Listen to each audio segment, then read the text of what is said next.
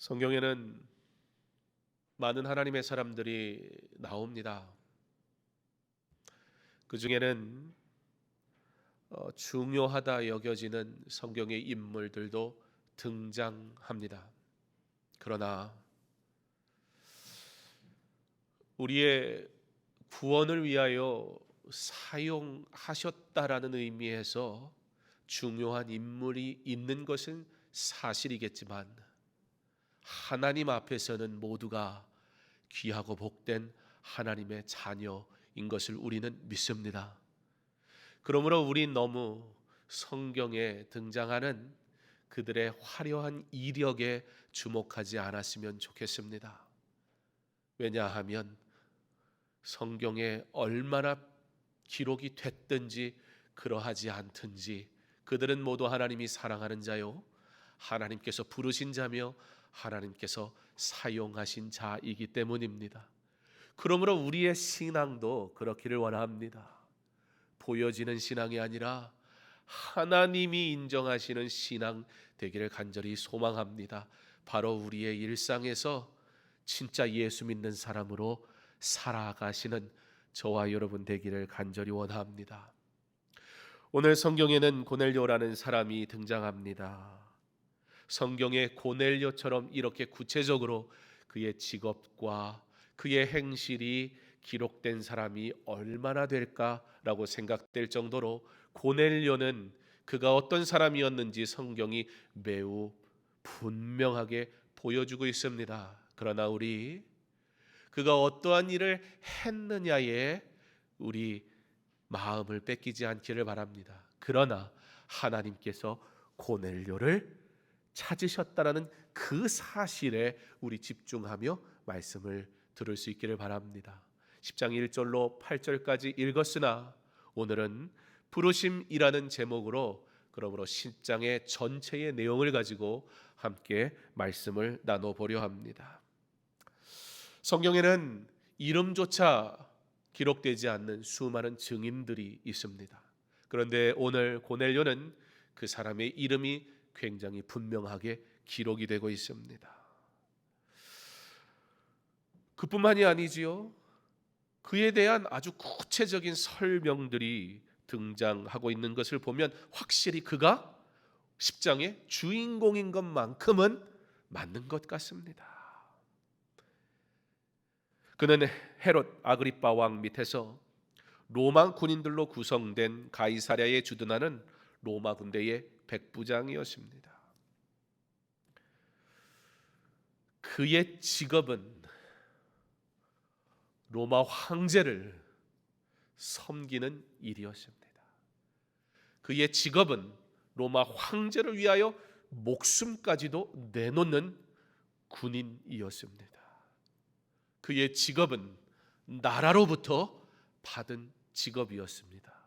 그런데 오늘 이상한 얘기가 나옵니다. 그런데 그는 어떠한 사람이었다고요? 경건하여 온 집이 하나님을 경외하며 백성을 많이 구제하고 항상 하나님께 기도하는 사람이었더라. 여러분, 받아들일 수 있습니까? 정말 세상에서 인정받을 정도로 정말 세상에서 최선을 다하며 열정적으로 사는 사람이 정말 세상에 직업을 가지고 살아가는데 그가 경건하더라, 그가 구제하더라, 그가 하나님을 위해 열심히 살더라. 내 삶에 이러한 일들이 일어나고 있습니까? 우리 어쩌면 너무나 당연하게 예수를 믿는 건 세상의 직업을 가지고는 한계가 있다라고 인정하며 살고 있지는 않습니까? 그런데 고넬료는 무슨 일입니까? 어쩌면 이런 생각이 들지도 모르겠습니다. 고넬료 정도 백부장이라면 꽤나 위치가 괜찮은 사람이었습니다. 로마에서 군인 장교라는 것은 괜찮은 자리였단 말입니다. 수많은 전쟁을 치러야 되는, 그리고 그들이 취한 나라들을 관리하기 위해서 장수 하나, 충성심을 가진 장수 하나가 얼마나 귀한지 모릅니다. 자, 그 정도의 자리라면 나 같아도 야, 이렇게 나를 세워주셨는데 안 믿을 도리가 있나? 혹시 그렇게 생각이 들지도 모르겠습니다. 베트남에 여행을 가보신 적 있으십니까? 베트남에 여행을 가면 참 좋은 곳입니다. 제가 언젠가 베트남에 갔다가 저희 사촌 형님이 베트남에서 사업을 해서 하루 숙박은 자기가 책임져 주겠다고 그래서 하노이에서 제일 좋은 호텔을 잡아줘서 들어갔습니다.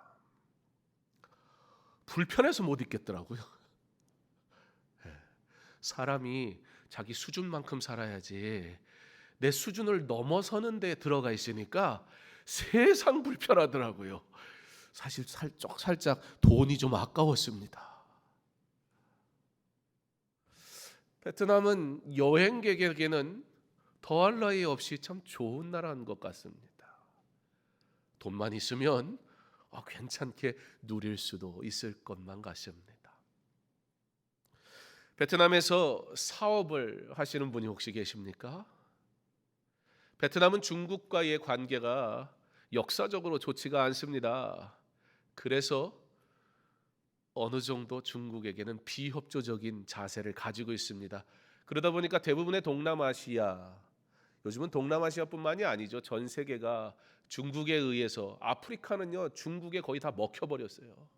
중국 사람들이 다 땅을 사고 중국 사람들이 모든 기반 시설에 다 투자를 해줘서 중국인들의 이 말이 엄청난 힘을 가지고 있습니다. 가난한 나라일수록 중국의 영향이 큰데 같은 공산국가인데 베트남은 좀 다른 것 같습니다. 그래서 아마 베트남이 한국과는 좀 그래도 괜찮은 관계를 유지하려고, 물론 뭐 다 본인들을 위한 것이겠지만 그런 관계를 가지고 있는 것 같아 한국 기업들이 많이 진출한 것으로 알고 있습니다. 기업을 하기에도 나쁘진 않은 것 같습니다. 그런데 베트남은 복음을 전하려는 순간부터는 그 실체를 드러내기 시작합니다. 프랑스 지배를 받았었기 때문에 이미 성당이 그 오래전부터 세워져 있었고 또 교회들도 세워졌습니다. 그래서 공산국가지만 기존에 있었던 교회는 허락을 해줘요. 그러니까 예전부터 계속해서 예수를 믿었다면 그 또한 허락을 해줘요. 그러니까 공산국가인데 조금 신기한 나라기는 해요. 기업을 위해서도 좀 더 열어놓은 것도 있고요. 그런데요, 그 깊은 곳은 달라진 건 없어요. 교회가 있으면 그 교회를 그대로 인정을 해줍니다. 대신 교회가 원래 있었던 이 외의 땅에는 교회를 세울 수가 없습니다. 이 사람들이 그럼 교회를 인정하는 것 같잖아요. 안 그래요. 길을 내는데요, 굳이 교회가 딱 서 있는 그 자리에 그냥 이렇게 길을 내면 되는데 굳이 교회를 둘러서 길을 내버렸어요. 근데 그러면 교회를 완전히 없앴냐? 그러면 이게 또 자기들이 가지고 있는 법적인 부분에서 문제가 될 수 있으니까, 우리 교회로 만약에 따진다면 도로를 내는데 그 뒤에 앉으신 분들 고만치 반 토막을 교회를 뚝 내버린 거예요. 그 길을 내버렸어요. 그래서 교회가 자, 그렇게 길을 냈으면 그러면 그 옆에다가 그만치의 땅을 줘라. 예배당이 반 토막이 났는데, 그랬더니 뭐라 그러냐면 원래 교회의 땅이 아닌 곳에는 교회를 세울 수가 없으니 안 된대요. 그런 식으로 교회를 핍박해요. 교회가 그냥 반토막이 난 거예요. 그러니까 성도들이 비좁게 앉아가지고 예배를 드려야 돼요. 왜 느닷없이 이런 얘기를 하냐? 고넬료는 로마 장군이었습니다. 로마 장수는 황제를 위해 사는 사람이었습니다. 황제가 곧 신이었습니다. 고넬료가 경건한 자였고 예수의 이름 때문에 구제하며 섬기는 삶을 살았다는 것은 고넬료의 인생이 성공하는 데 하등의 도움이 되지 않는 일이었습니다. 베트남이 자유가 있는 것 같지만 경찰이 되고 국가 공무원이 되고 싶으면 베트남은 무조건 공산당원이 돼야 합니다. 공산당원이 된다는 것은 무슨 뜻입니까? 종교가 없다는 뜻입니다. 예수를 믿는 사람은 곧 진짜 예수를 믿는 사람이라면 그들은 태어나면서부터 자신은 공무원이 된다는 것은 포기해야만 하는 것입니다. 아무리 똑똑해도 아무리 잘났어도 예수 때문에 가지 못하는 길이 생기는 것입니다. 고넬료와 같이 그와 같은 자리가 주어졌다면 나 같아도 예수 믿겠다 그렇게 생각할 수 없다는 것입니다. 그 고넬료는 성경이 어떻게 또 기록하고 있습니까? 10장 22절에 베드로를 찾아간 고넬료의 부하의 말에 의하면 부하가 자기 상관 좋게 얘기하는 거 쉬운 일 아닐 것 같아요. 모르겠어요. 물론 전 그렇게 생각은 안 하지만 우리 전도사님들이 목사님들이 밖에 나가서 저에 대해서 얘기할 때 장경원 목사님은 의인이요 하나님을 경외하는 자요 이렇게 얘기 기대하지 않습니다. 예. 그러니까 상처를 받지는 않겠지만 쉽지 않은 문제라는 거예요. 그런데 부하가 가서 그렇게 얘기하더라는 거예요. 부하만 그렇게 얘기했나요? 고넬료에 대해서 4절에 보니까요. 천사가 뭐라고 얘기했냐면 사람이야 자기 감정대로 얘기한다 치지만 천사는 정확하게 얘기할 거 아니에요. 천사의 말에 의하면 기도와 구제가 하나님께 인정받는 사람이었다. 실제 고넬료의 모습을 보면 33절에 그는 말씀을 듣기를 좋아하는 사람이었다. 바보같이 로마의 수하에 황제의 수하에 있는 사람으로서는 하지 말아야 될 걸 골라서 하는 바보 같은 사람이 고넬료였습니다. 그러므로 오늘 우리는 말씀을 보면서 언뜻 보면 고넬료의 기도와 구제와 경건이 하나님께 인정을 받아가지고 그것이 근거가 돼서 고넬료가 특별히 구원을 받았구나 언뜻 그런 생각이 들지 모르겠으나 그러나 10장은 그래서 오늘 베드로의 환상을 통해 분명한 메시지를 전해주고 있는데 그의 모든 신앙의 근본은 바로 속되고 깨끗지 아니한 것을 하나님이 깨끗게 하심으로 말미암은 결과다. 그가 구원받은 것은 무엇이다? 오직 은혜다.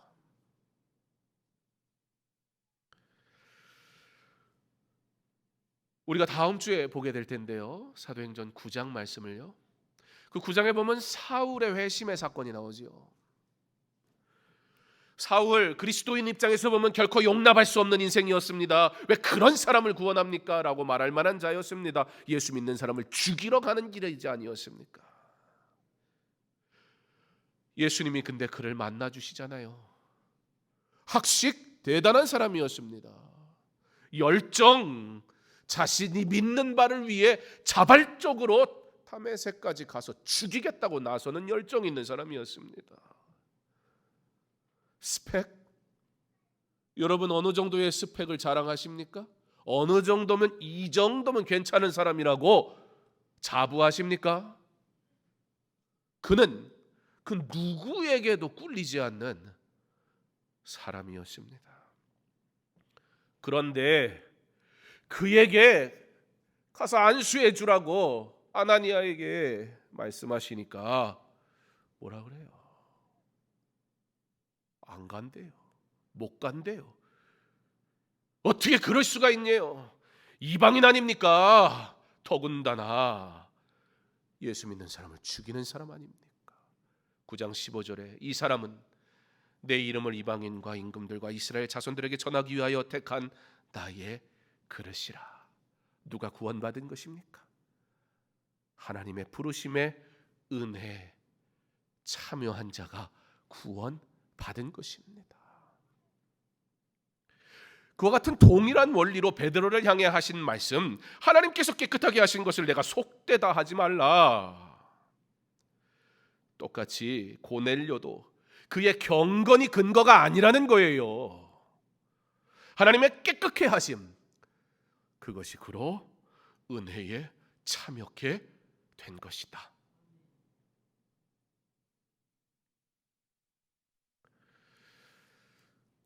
사울을 통하여 이방인에게 복음을 증거케 하시려는 하나님의 계획은 오늘 가이사랴라는 지방, 바로 소수의 유대인들 외에는 모두가 이방인이었던, 그리고 헤롯 대왕이 로마 황제를 위하여 건축한 웅장한 건물들이 즐비하게 서 있었던, 다양한 문화가 발달됐고 다양한 문명을 받아들였던 항구 도시 가이사랴 지방에, 즉 성공하려면, 즉 잘나가려면 하나님과 관계 없어야 된다라는 메시지가 사방에 퍼져 있는 그 땅에 하나님 안 찾아야 되는 그때에 최고의 문명이 자 성국이 무엇인지 보아라라고 보여지는 바로 그 땅에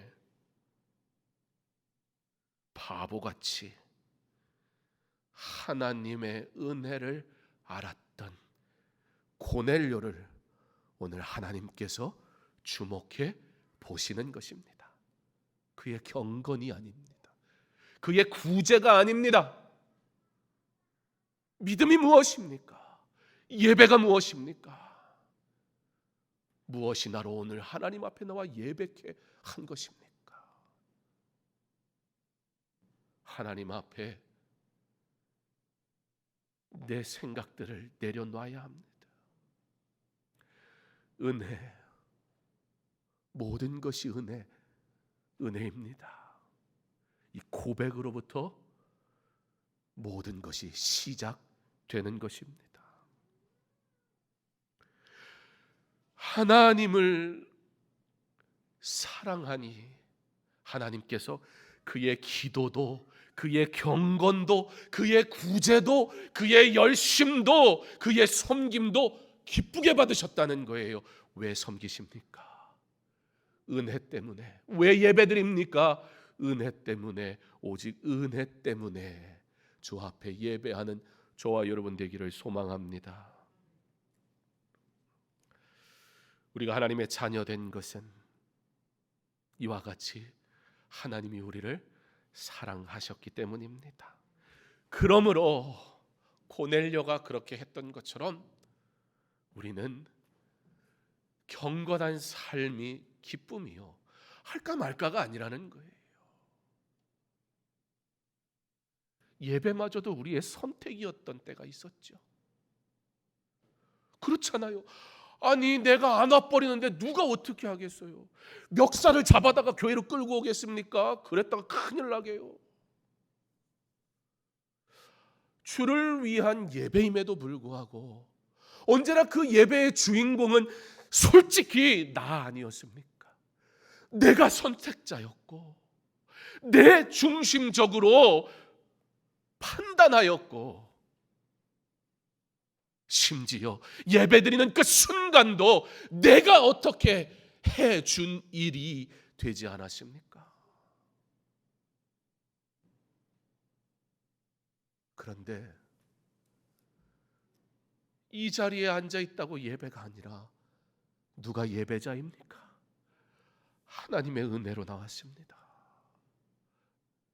내게 이 자리에 나오게 하신 것이 은혜라고 고백할 때 바로 하나님이 받으시는 영광의 예배가 되는 것입니다.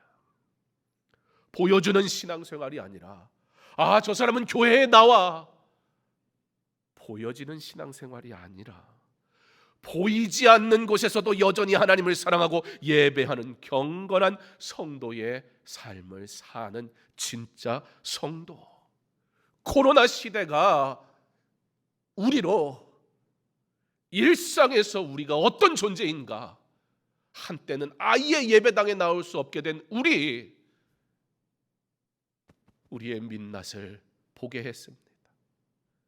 나 언제나 예배 나올 수 있었고 새벽과 저녁으로 예배가 있어서 내가 언제든지 나올 수 있어서 내가 참 예배자인 줄 알았는데 교회에 나올 수 없게 되니 내가 좋은 신앙을 가졌다고 생각했던 나의 민낯을 하나둘씩 보면서 당황스럽진 않았었습니까?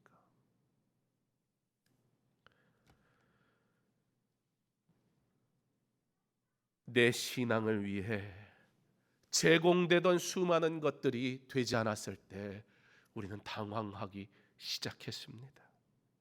어느 시대보다 은혜가 아니면 바른 경건 생활이 힘들어져 버렸습니다. 오히려 이것이 은혜가 된 줄 믿습니다. 보여지는 무엇이 아니라 정말 주님 앞에 매일의 삶에서 주를 갈망하는 것, 근본적인 모습들이 회복되게 하셨으니 이 또한 우리에게 은혜가 되었습니다. 존 칼빈은 기독교 강요 프랑스어 초판에 17장에 보면 그리스도인의 삶이라는 내용 중에 이런 내용을 기록했습니다. 바울은 부패된 옛 사람을 벗고 그리스도로 옷 입는 법을 배우지 않는 한 그에 대한 바른 지식을 받아들였음을 인정하지 않는다. 교회 나오니 예배당에 앉아 있으니 그게 그리스도인 되는 것 아니다, 그 소린 거예요. 제 아무리 아름다운 언어를 담는다 하더라도 그것은 그리스도에게 커다란 모욕일 뿐이다. 복음은 말의 교리가 아닌 삶의 교리이기 때문이다. 나의 고백의 말이 나의 삶에서 나타나는 일상의 예배가 되는 거룩한 성도의 삶을 사는 저와 여러분 되기를 간절히 원합니다. 우리 하나님이 그 고넬료를 보신 거예요. 우리가 어떻게 한들 하나님 앞에 온전히 경건할 수 있으며 우리가 무엇을 한들 하나님 보시기에 완전한 예배로 올려드릴 수 있겠습니까? 그러나 그러므로 은혜입니다. 나 같은 자가 주를 위해 예배할 수 있으니 라고 고백하며 경건의 삶을 살기로, 우리의 일상에서 주를 위해 살기로 소망하는 자를 하나님이 보신다는 거예요. 그것으로 기뻐하신다는 거예요. 그래서 베드로에게 나타나셔서 환상을 보여주시고는 부정한 것 먹으라고 이해할 수 없는 것을 요청하세요. 못한다고 합니다. 그랬더니 하나님 뭐라고 그러세요? 하나님께서 깨끗하게 하신 것을 내가 왜 속되다고 하느냐? 믿음의 근거가 무엇이냐? 구원의 근거가 무엇이냐? 은혜의 근거가 무엇이냐? 오직 일방적인 하나님의 사랑 때문 아니냐? 이방인을 향한 하나님의 구원의 계획을 이루시기 위해 베드로에게 이와 같이 보이시는 것입니다. 신앙생활은 나의 익숙한 종교생활이 아니라 하나님이 요구하시는 대로 방향을 설정하는 것이어야 합니다. 지금 하나님이 베드로에게 방향을 설정해 주고 계세요. 베드로야, 넌 뭐라 그러는 거야 지금? 나를 예배하는데 네가 결정하냐? 내가 만나겠다는데 네가 선택하냐? 내가 그를 만나기로 했으니 너는 그를 내가 너를 사랑한 것처럼 사랑하면 된다. 그게 전도다라는 겁니다. 바로 이것이 우리가 받은 은혜입니다. 베드로가 고넬료에게 말씀을 전합니다. 34절과 35절에 하나님은 사람의 외모를 보지 아니하시고 각 나라 중 하나님을 경외하며 의를 행하는 사람은 다 받으시는 줄 깨달았도다. 깨달았도다. 베드로가 순종하는데요, 완전한 순종 같진 않아 보여요. 왜냐하면 10장 마지막에 가서 보면 그때 완전히 깨지거든요. 사랑하는 성도 여러분, 깨져야 됩니다. 사랑하는 성도 여러분, 말씀 앞에 깨어져야 합니다. 여전히 예수를 믿는 삶에 나의 일상의 것들이 방해가 되고 있지 않습니까? 사실 그렇지 않습니까? 여러 가지 이유가 하나님 앞에 드릴 예배와 주를 위해 살아야 될 삶의 일들을 방해하는 것 사실이지 않습니까? 우리가 예수를 사랑하지 않는 것은 아닙니다. 순종하기를 원하는 것도 맞습니다. 그러나 온전한 순종이 되지 않는 이유는 무엇입니까? 깨어지지 않기 때문입니다. 가서 말씀을 전하라 하니 사실 베드로에게 쉽지 않은 선택이었어요. 말씀을 전해요. 그런데요, 그 다음은 나는 모르겠다였어요. 주를 위해 일하는데, 하나님 앞에 나와 예배하는데 될 대로 되라, 은혜 주시려면 주시겠지, 그러고 예배하는 사람이 있습니까? 그런데 우리의 일상에서는 왜 이렇게 믿음 없는 삶을 살아가는지요? 연약한 우리를 주께서 돌보시지 않으면 우리는 이와 같이 넘어질 뿐입니다. 저는 10장의 핵심은 그래서 마지막 부분이라 여겨집니다. 44절부터의 내용을 우리가 보면, 베드로가 이 말을 할 때에 성령이 말씀 듣는 모든 사람에게 내려오시니 베드로와 함께 온 할례 받은 신자들이 이방인들에게도 성령 부어 주심으로 말미암아 놀라니 이는 방언을 말하며 하나님 높임을 들음이러라. 아, 방언을 받아야 성령 충만한 거구나, 그 얘기가 아니고, 사도행전 2장에 오순절 성령이 임하신 사건을 그대로 재현되고 있는 거예요. 누구에게요? 이방인의 가정에. 베드로가 하나님이 그렇게 말씀하시니, 야 베드로야, 내가 깨끗하다는데 네가 더럽다고 그래? 그러니 할 말이 없는 거예요. 저 같아도 하나님이 시키셨는데 안 했으면 싶은데 너 까불어? 그러면 아이고 싶어가지고 하긴 할 거 아니에요. 온전한 순종이 안 돼요. 왜요? 내가 깨어지지가 않으니까. 내 교만과 내 열심과 내 방식이 그대로 남아있으니까 여전히 어쩔 수 없이 하는 거예요. 그러니까 신앙생활해도 뜨뜻미지근한 거예요. 안 믿을 수도 없고 믿을 수 없고, 얼마나 괴로운 인생입니까? 안 믿으면 마음대로 살아갈 텐데 죄의식 없이. 하나님이 없다고 믿는 사람들은 얼마나 좋습니까? 솔직히 조금 부럽지 않습니까? 근데 안 믿을 수도 없고 믿자니 이거 참 버려야 될 게 너무 많고, 예수 믿는 게 괴로운 거예요. 불편한 거예요. 그러니 세상에 나가서는 사실 예수 믿는다는 말 하기가 참 어려운 거예요. 나 예수 믿는데. 베드로가 가서 말씀을 전하니 고넬료는 어떤 사람이었어요? 경건한 사람이었어요. 베드로의 제한된 마음이라 할지라도 하나님의 말씀이 그들에게 위로가 될 뿐만 아니라 은혜로 받아집니다. 그때에 하나님의 기적이 나타난 거예요. 성령이 말씀 듣는 모든 사람에게 내려오니 베드로와 함께 온 할례 받은 신자들이,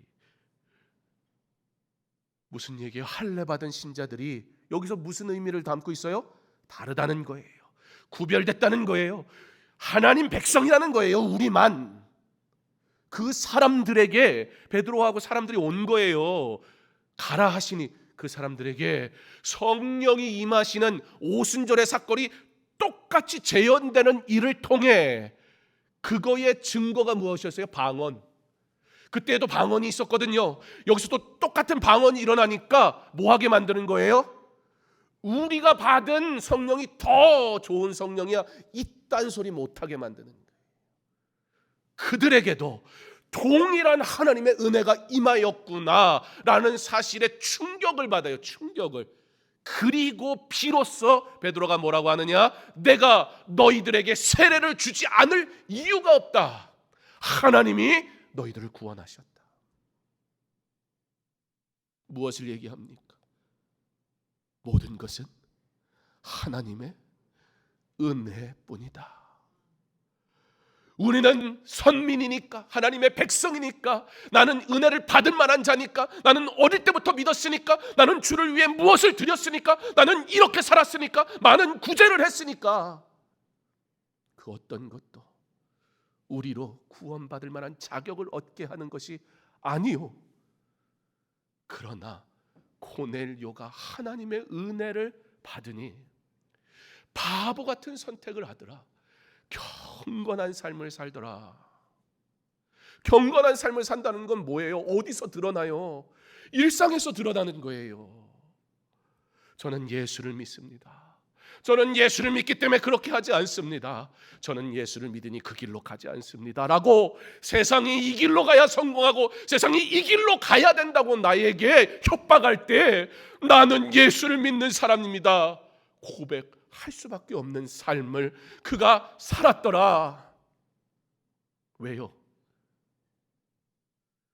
그럴 만한 자격이 없는데 하나님을 아는 은혜를 내게 주셨으므로 나는 경건하게 살기 원하고 구제하며 살기 원하고 그렇게 예수 이름 드러내며 살기 원합니다. 은혜 받은 자가 그래서 섬길 수 있는 겁니다.